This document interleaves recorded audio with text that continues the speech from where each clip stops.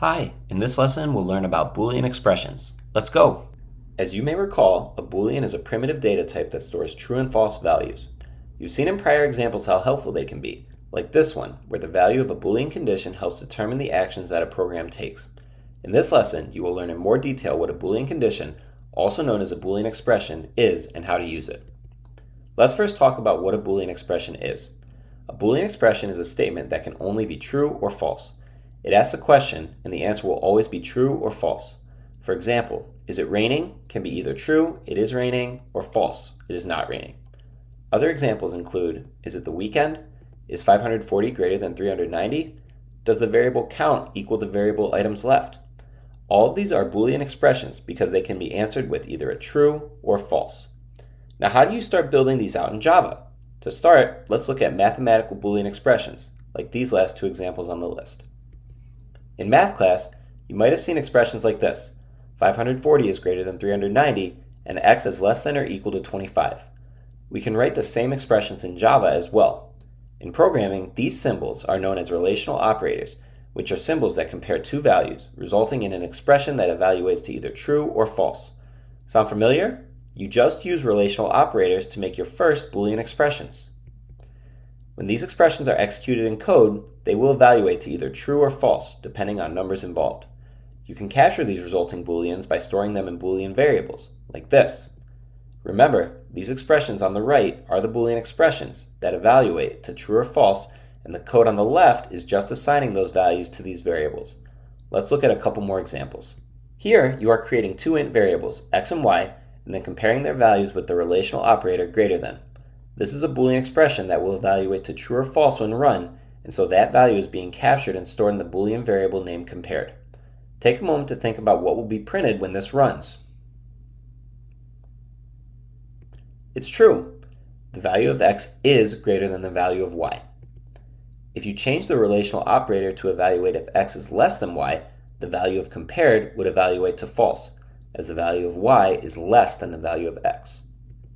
There are many different relational operators you can use to build these Boolean expressions. Here's the full list of all the relational operators that can be used to build mathematical Boolean expressions in Java. You probably recognize most, if not all, of these from math class. Similarly, you can use these to compare the numerical values of integers and doubles. Let's try to evaluate a couple of Boolean expressions of our own. In this first problem, write an expression that evaluates to true if grade is above 89. Pause the video until you've come up with an answer. Here's the correct answer. Did you get it right? We set has an A equal to grade is greater than 89 because any value over 89 should be considered an A. You could have alternatively written grade is greater than or equal to 90 for this expression to work correctly. Before we go into a second example, let's revisit our relational operators table to focus on the last two operators since they might be more unfamiliar. You can use the equals equals and not equals relational operators to determine whether values are the same. Let's take a look at an example. In this second problem, write a Boolean expression that evaluates to true if the variable value is equal to 5.0. Pause while you decide on an answer.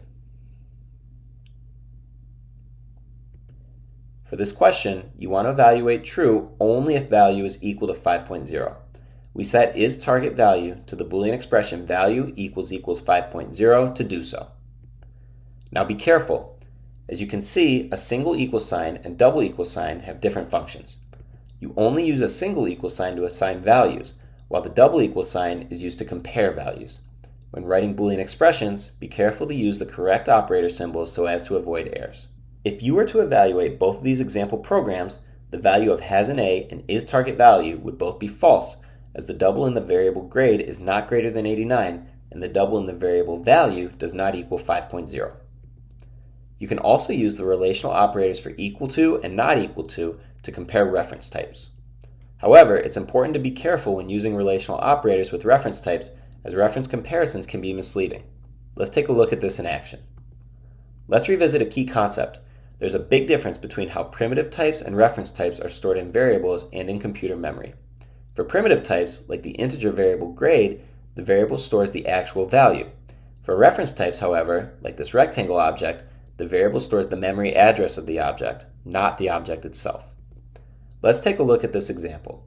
Here, you create two rectangle objects with the same dimensions and then check to see if they are equal, storing that Boolean value in the variable test1. Will the rectangle objects be considered equal? Let's find out. The code creates two separate rectangle objects, one for rect1 and another for rect2. These objects live in different places in memory, even though they have the same values for width and height. Remember, the variables rect1 and rect2 don't store the actual objects, they store memory addresses that point to the objects. Now, when you compare rect1 equals rect2, you're not comparing the rectangle objects themselves. Instead, you're comparing the memory addresses stored in rect1 and rect2, like this. Since each variable is pointing to a different object in memory, the addresses are different, and it's probably clear now that the test1 value that is printed here is false. In this slightly different example, instead of creating a new rectangle on line 2, you're assigning rect1's object address to rect2. This means that both rect1 and rect2 now reference the exact same rectangle object in memory. Now when you compare the values of rect1 and rect2, because they both contain the same reference pointing to the same object, the value of test1 when printed will be true. To summarize this point again, when using equals equals or not equals to compare reference data types, you are actually comparing the references that are stored in the variables, not the actual objects themselves. Now that you know a little bit about Boolean expressions, it's your turn to give it a try.